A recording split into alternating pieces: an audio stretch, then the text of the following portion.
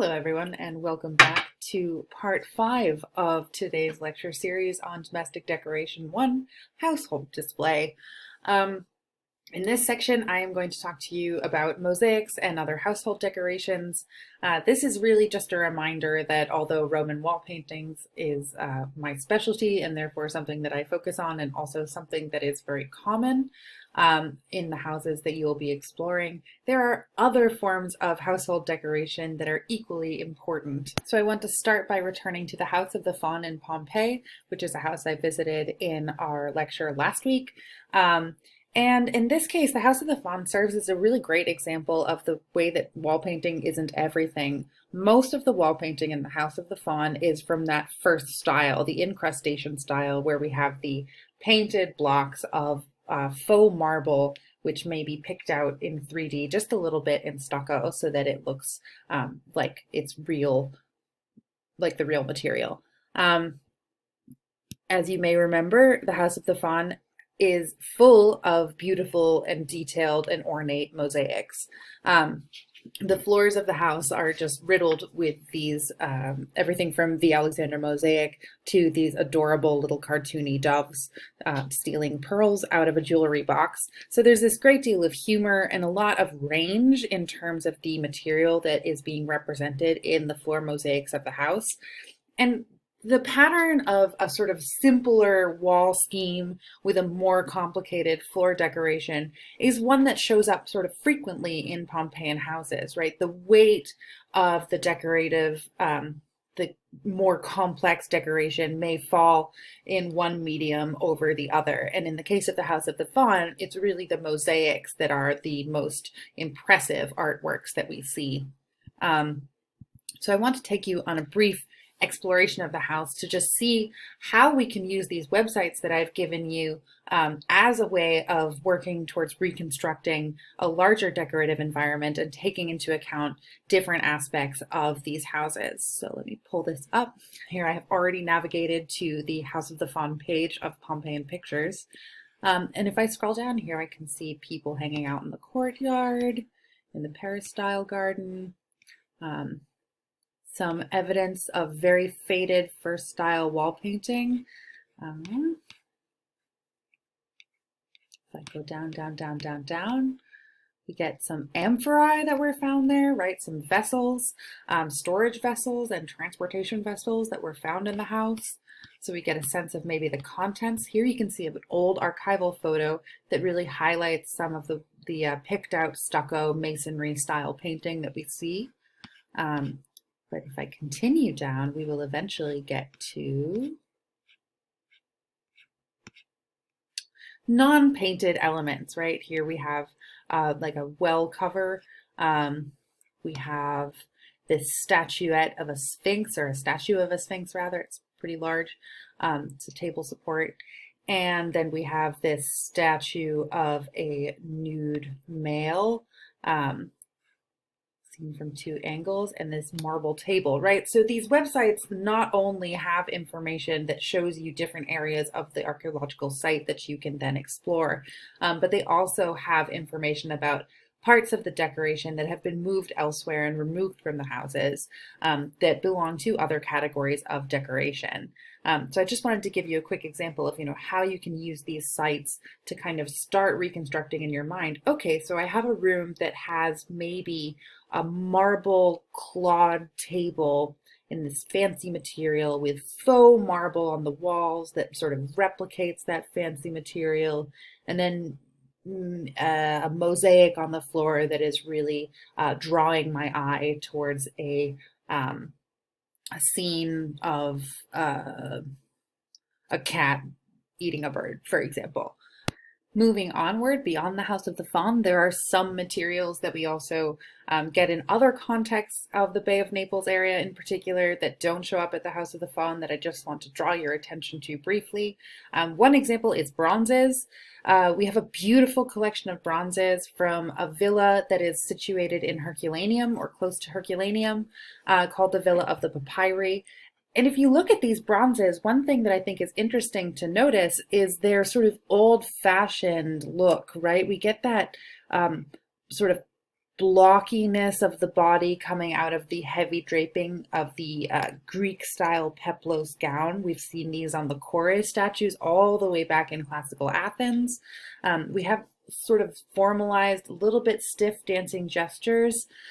So we have this sort of archaizing, old-fashioned look to these statues that calls to mind the world of classical Greece and maybe even early Hellenistic Greece.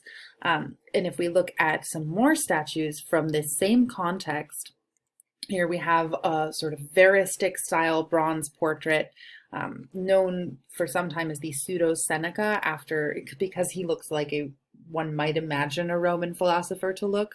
And then we have these bronze athletes that again are really in that old classical style of Greek art. They are usually labeled actually as copies of Greek original bronzes from the 1st century. The copies are from the 1st century BC. So bronzes are another element, more indoors than the marbles. But there are others as well. So we also have things like this gilded statuette of Venus with gold painted on lovely bikini and jewelry. She's tying her sandal, which is a pretty common pose for Venus. Again, that sort of undressing vulnerability that we saw as far back as the Aphrodite of Cnidos in the Hellenistic period. So we have statuettes that might adorn the household. We get things like this tiny little bas relief that might have been in a garden situation. This is again just bas relief of white marble. It's hard to see, but if you zoom in on this image, which you should, what you can see is a goose, a little peacock, and a duck, all sort of worshiping at a herm. Remember that old statue with the block body, the head, the portrait head, and then the phallus that is on the front of the block body. So here we have a herm that is a rooster. So a sort of playful analogy to the types of people who might worship at a human herm versus the bird herm here. And then we have things all the way down to the level of what you ate off of, right? So we get things like terra sigillata bowls with molded decoration. So sort of a range of materials, a range of media, but a real saturation again of art in the domestic space, right? So everything from your dining ware up to your funny jokes, up to your maybe even household god statues, if this person was a particular, had a vested interest in having a statue of maybe this particular goddess for a reason, all the way up to really fancy imported faux Greek bronzes that make you look like you are a philosopher from a bygone Gilded Age. So a huge variety of decoration, not just wall paintings. Wall paintings are one of the most common types of domestic art that we find, but certainly not alone. So if we're starting to think about like how to establish comparisons between artworks and domestic space, how do we build a picture of the overall domestic decorative space? Coming back to our portrait, our painting of a Pompeian interior reimagined in the 1800s here, you can see that there's that sort of saturated decoration. We have textiles, we have vessels, we have marble statues and tables, a sort of a hodgepodge of items brought together. We have the wall paintings, even the floor decorations here and the garden beyond. So how do we establish a sort of an interpretation of these spaces? Do we look at the way that parts of a single wall painting relate to one another? Do we look at the way that wall paintings relate to art of other media? Do we look at the way that they are contextualized in space? The answer is ideally all of these things. We would want to do a really deep analysis that takes into account a wide variety of relationships between different features of these artworks and different artworks with one another, and then in thinking about how to broaden that out to how do these fit into society? What do these show us about the way that society operated? You can get really deep and really rich, but one question that I sort of just want to start posing to you now is sort of where would you start? Would you start on the level of individual iconographic elements, or would you start with the relationship of space? So what I want you to actually go do, your assignment for this lecture, is to just go back to that space that you chose after last lecture, a highly decorated area of a Roman house that you've chosen to look at more closely, and just choose two artistic features.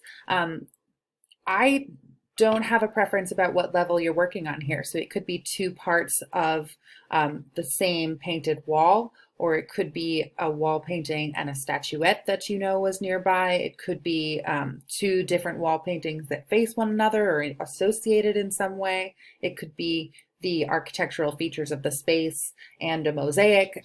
Any two artistic features that you want to choose, just pick those out and then write down the responses to these questions. First, describe which features you chose. So what do you see?